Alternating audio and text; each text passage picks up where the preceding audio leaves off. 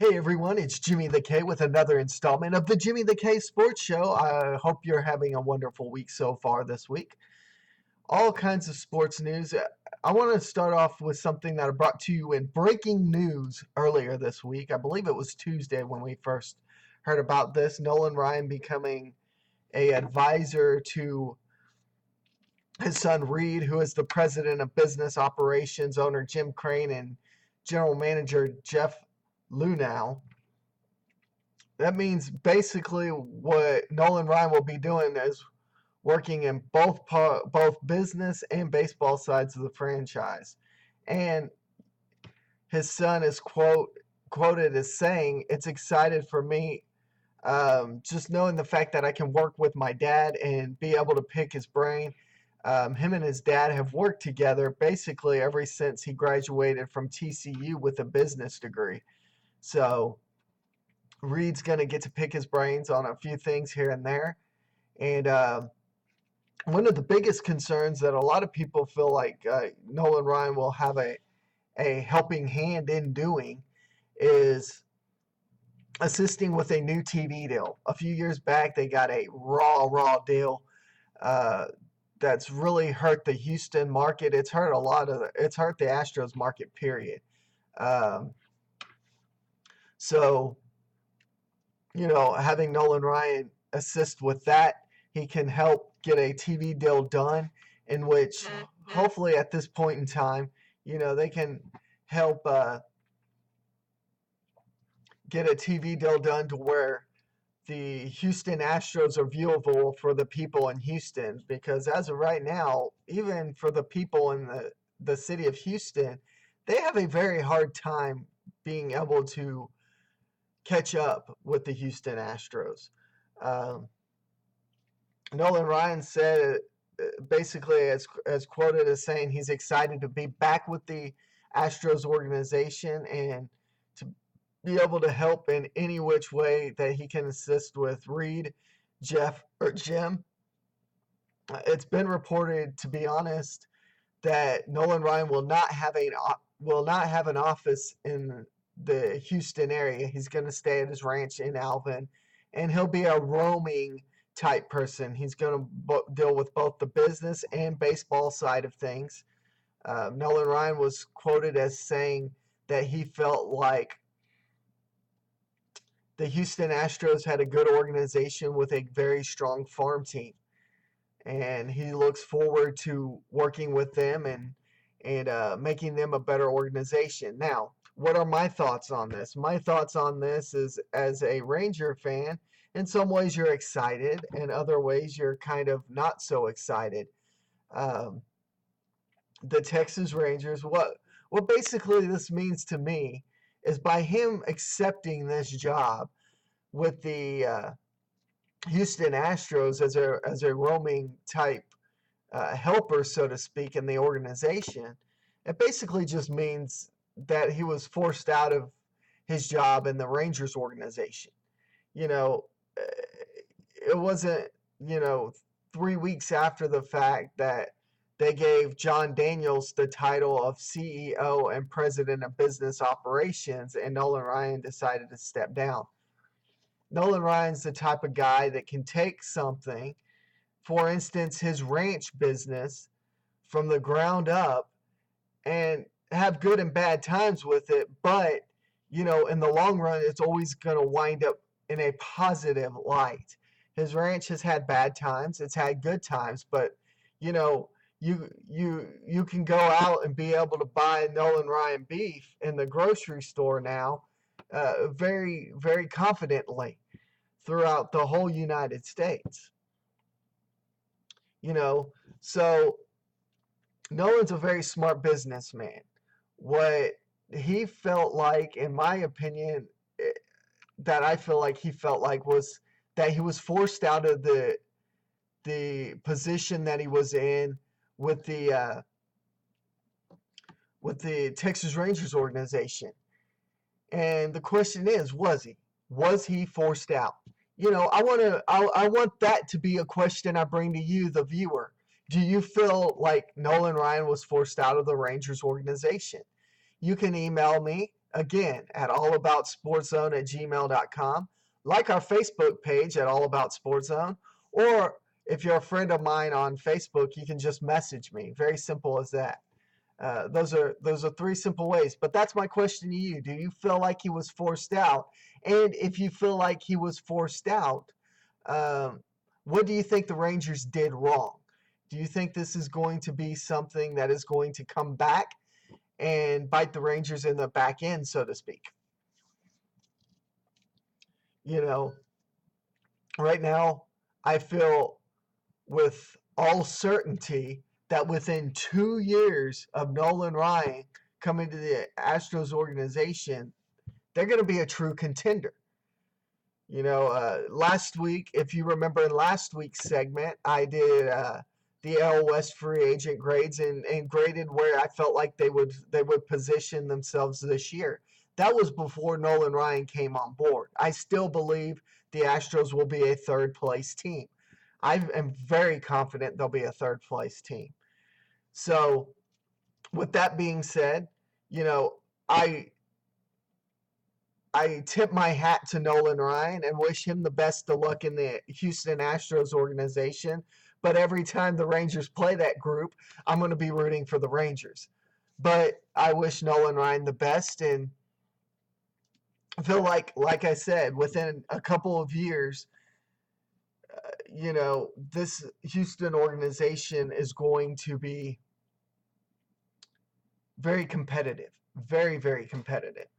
So with that, that's that part of the news. Let's look at a couple other Ranger things here and there that we have in our inbox, so to speak. Yesterday, the Rangers avoided arbitration with Mitch Moreland, which this is something that the Texas Rangers are quite notorious with doing, is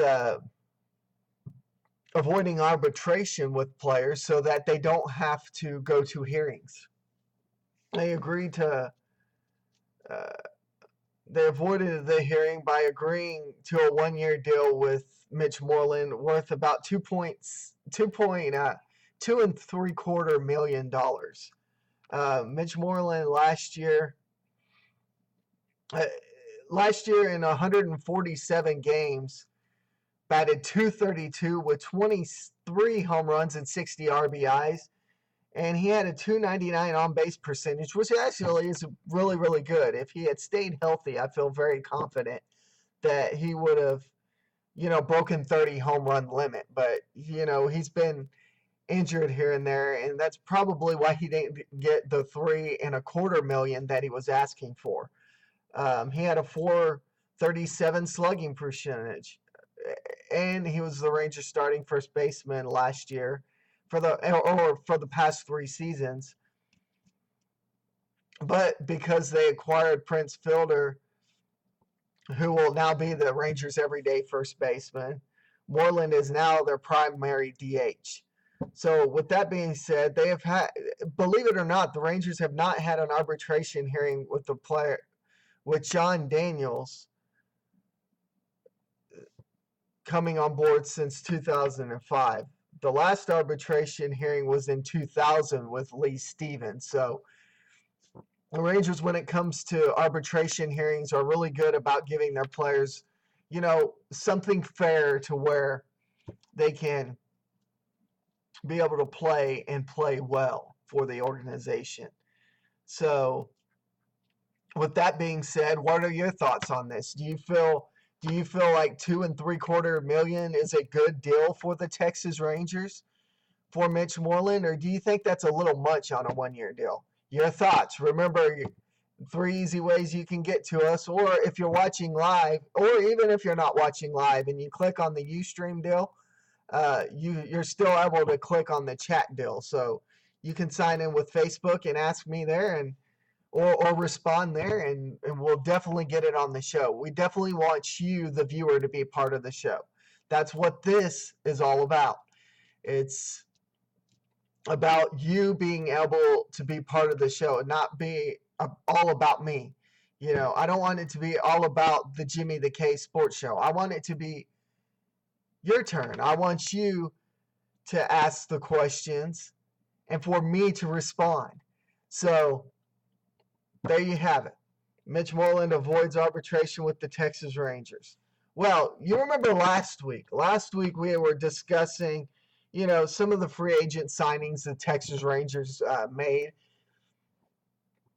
And one of them we were waiting to hear about was Tommy Hanson. I believe it was Thursday. He agreed to a deal with the Texas Rangers, a one-year deal, and he's hoping to come back from injuries that he's had. The last couple of years, just haven't been good. Last year in Anaheim, he had a really bad year. His stepbrother, I believe, was killed, and he was coping with that and depression and injuries, and just everything was piling on everything. And he feels by signing the one-year deal with the Rangers, he feels like this is a team that is on the uptrend, and that it's got a pitching coach in Mike Maddox that can get him back to where he wants to be, back to the form that he was in Atlanta. He got a pretty good deal from the Texas Rangers, but he'll be fighting for that fifth spot. He'll be fighting. Nothing's guaranteed. Rangers pitchers and catchers report tomorrow, February 5th, February 16th. Then for full squad workouts are 2 days after that. And I believe the first game is the 27th. First spring training game is the 27th. So, we're going to get a peek at Tommy Hanson, see what his work regime is, see if he's a workhorse, or, if he's just going to be one of those guys that comes in, half-heartedly comes in and tries, skirting his way to the fifth spot. I don't feel like that'll happen with anybody. I feel like this organization is too good to be having people come in and just skirt the issue. So, Tommy Hanson is now a Texas Ranger. Do I feel like he's a good five-hole? Healthy. Remember I said healthy last year. I felt like Tommy Hanson was a good acquisition. He could definitely be the dark horse that no one sees coming next year if he remains healthy. But, the question is, does he remain healthy? If he remains healthy, he's that dark horse. But if he doesn't remain healthy, then, it's a waste of money on the Rangers' part to get somebody that ended up being washed out. Speaking of washed out players, this is actually somewhat hilarious. The Anaheim Angels earlier, I believe in January, signed Mark Mulder to a deal with them. And today during drills, he ruptured his Achilles tendon. So that was a raw deal for the Angels, wasn't it? Just another bad deal gone wrong for them. Other baseball news, we have A's and Reddick avoiding arbitration on a one-year deal for $2.2 million. That's reported by our good friends at Major League Baseball Trade Rumors, Matt Swartz. So give credit to Matt Swartz for reporting that. Some other rumors, there's not a whole lot going on right now that spring training is about ready to start. So baseball-wise, things are starting to be notched down. So, with that being said, let's turn our attention to the NBA. What are your thoughts on the NBA? Who's your favorite to win out of the East and out of the West? Do you think it'll be Miami and Oklahoma City again? What are my thoughts? I think Oklahoma City will get back. My thoughts are the second half, the Miami Heat have to start cranking it up because the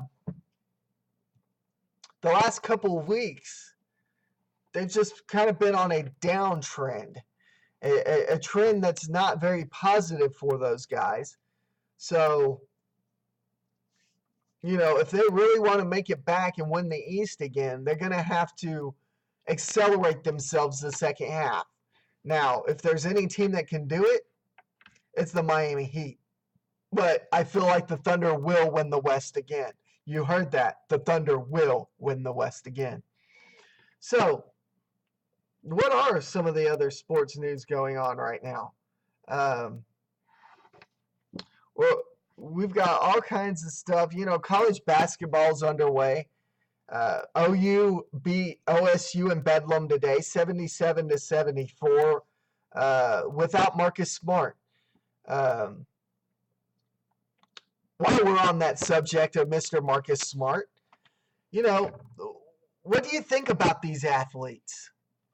Marcus Smart, if you've been living under a rock or just don't keep up with sports, I guess if you don't keep up with sports, then you kind of do live under a rock. I'm kidding. Last week during a game with Texas Tech, I believe it was last Saturday, if I'm not mistaken. It was a week ago. Marcus Smart went to go block a shot, ended up in the stands. A gentleman in the Texas Tech audience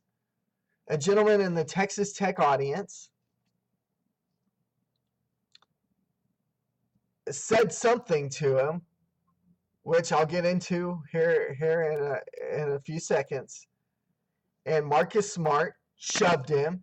His players had to pull him back, had to pull him away. He got a technical foul on that play, and a flagrant, if I'm not mistaken. And the next day, he come out saying that this fan called him the N-word. I'm not a fan of the N-word. You're black, white, purple, pink. I don't care what color you are. The N-word's not right. I don't care if you're a black person calling another black person the N-word. I don't care. It's wrong. Period. End of discussion. But, we have to take both sides of the story. Did the guy really call him the N-word? Or is that just Marcus Smart's way of saying, hey, he called me something, so I had to push him? Granted, if he did call him the N-word, that fan is wrong. That fan shouldn't have done it. The fan should confess and get it over with and say, hey, I screwed up, which in some ways the fan did say that he screwed up. He didn't say what he did wrong, but he did say he will not be attending any more Texas Tech games this year. Marcus Smart, on the other hand, had this attitude of saying, hey, he waited 24 hours. That's the biggest thing that bothers me. These athletes go out and pull these stunts like what Marcus Smart did, and then the next day, the media is asking them the question that night, well, what happened? They're like, well, I don't want to discuss it. What's the problem with discussing it? You're going to wait 24 hours, and then you're going to come out and say, well, the fan called me the N-word. Granted, it's wrong. I'm not going to say that the fan was right. If he called him the N-word, it was wrong. Plain and simple as that. You are playing a team sport, though. You're playing a game in which, many, many times when I played with friends in high school or, at the gym or wherever I'm going, many, many times I've heard them call each other worse things than the N-word. They won't get into fights. They won't break out and punch each other. They won't hit each other. They'll just suck it up. Marcus Smart You know, at what point can you not suck it up? I know you play in the gym with your friends, with your teammates.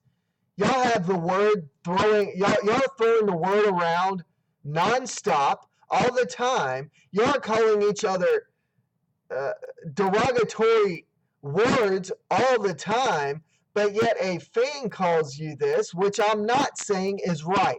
I don't want you to think that I'm saying that this is right. I'm not saying it's right.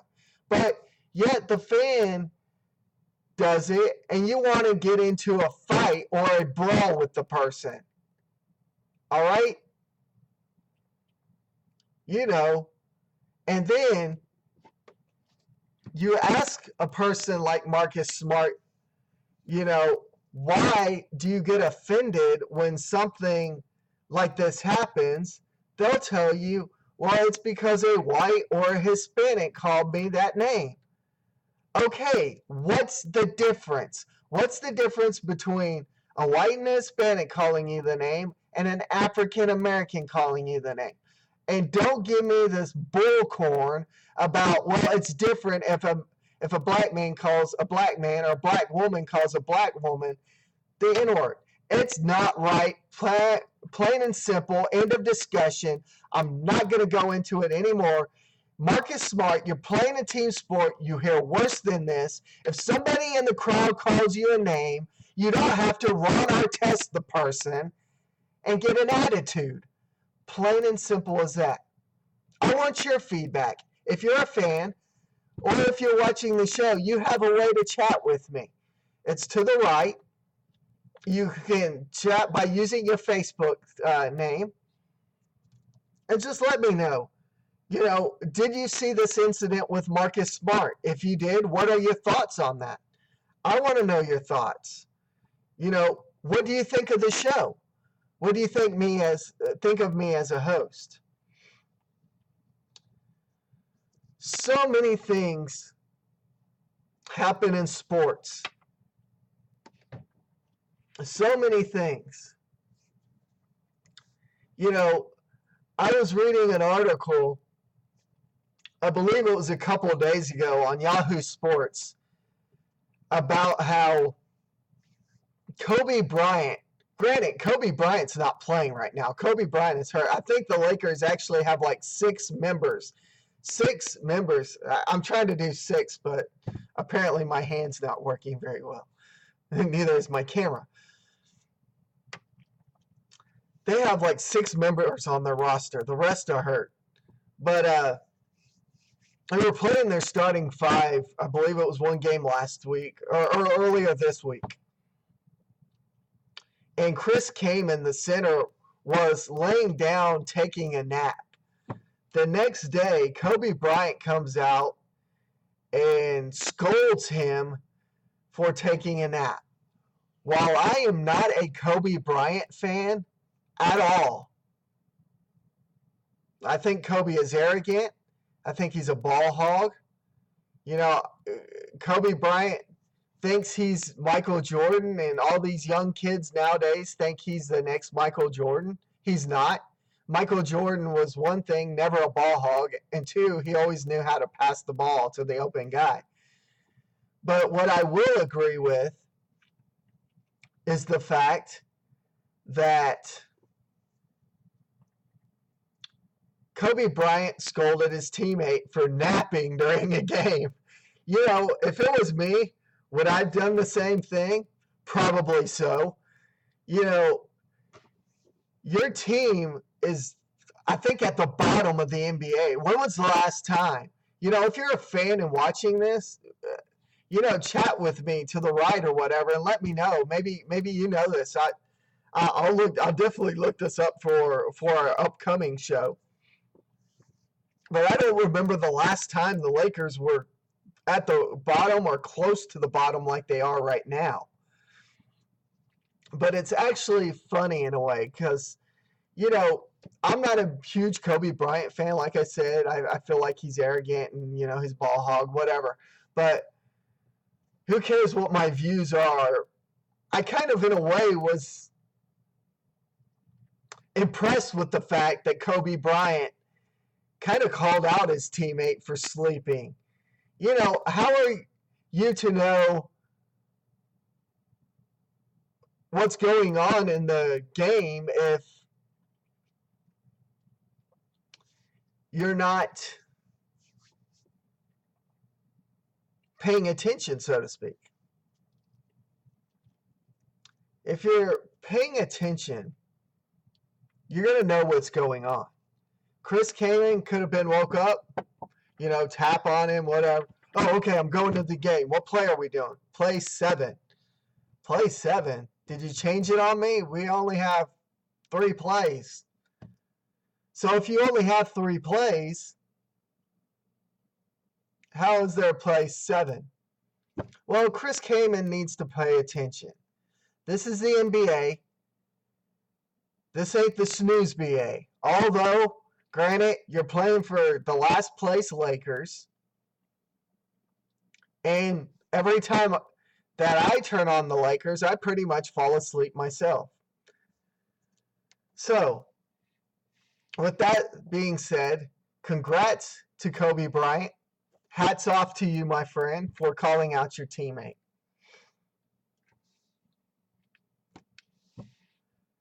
Wow. So many things have went on in sports this week. I don't think I can get to them all. I've got one last question that I want you, the viewer, to answer for me.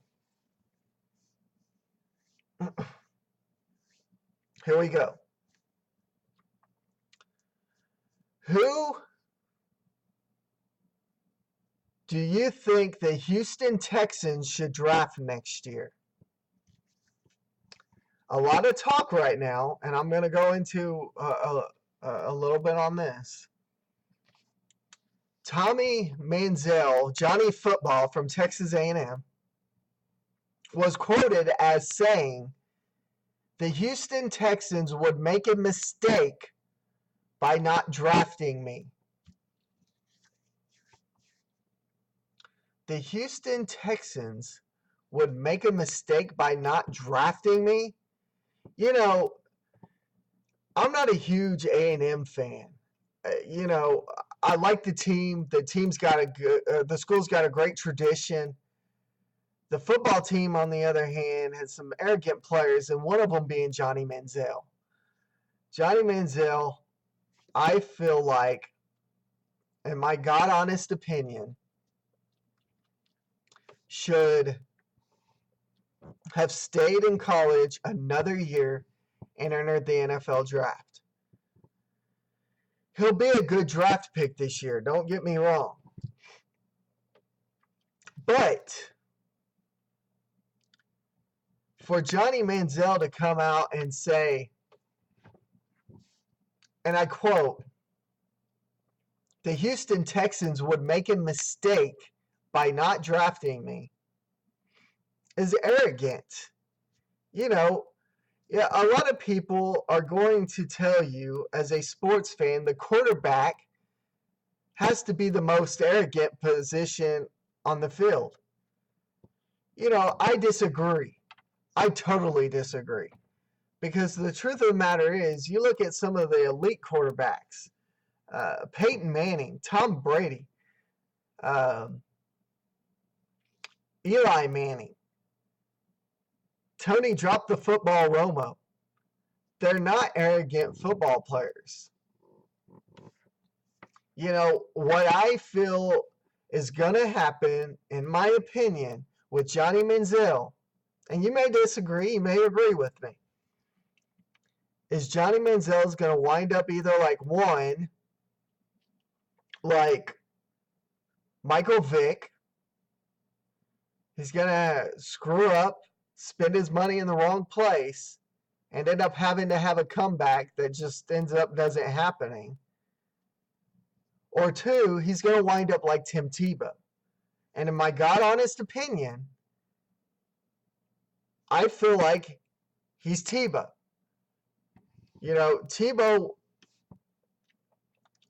was not the arrogant football player that Johnny Manziel is. But he's got the arrogance that he felt like he would always be a quarterback. The problem with Tim Tebow was, if he were to switch position, go to a tight end or a fullback, teams might look at him a little bit more. But he had the arrogance to say, "Hey, no, I'm going to be a quarterback. I'll make my time as a quarterback, no matter what." So, in some ways, he was arrogant.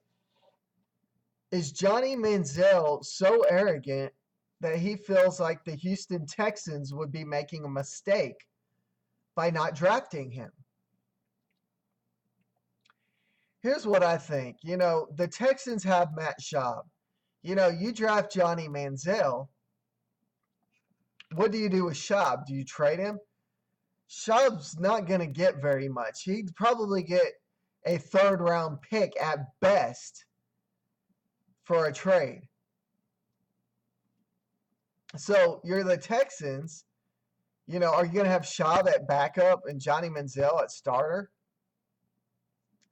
I don't feel like, Johnny Manziel is going to wind up with the Texans, in my opinion.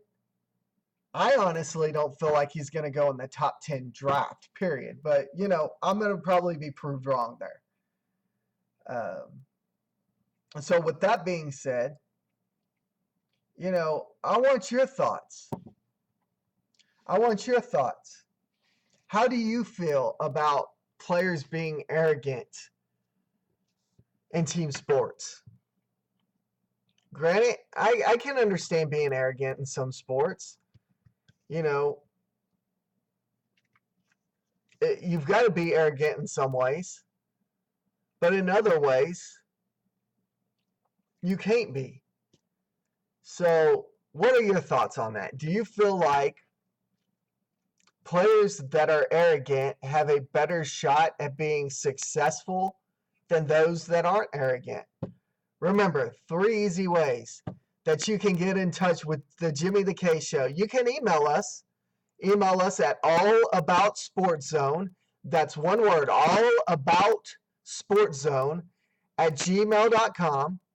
You can like our Facebook page. That's All About Sports Zone on Facebook.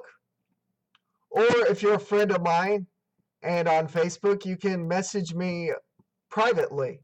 Also, if you have any thoughts or suggestions for the show, you can email those or message me anyway. You can also click on Ustream and continue to view these. If I'm not mistaken, if you're watching on a desktop, you can continue to chat even when I'm not live. So, with that being said, next week, due to uncertain circumstances, more than likely we will not have a show. I will let you know by midweek of this week by coming on and doing a little blip to let you know whether or not we're going to do it or not next Saturday. But if not, I will look forward to seeing you in 2 weeks. Same time, same bat channel, 9 p.m. Central Daylight Time. I'm Jimmy the K, and this is the Jimmy the K Sports Show. Thank you so much for listening and viewing. Peace out.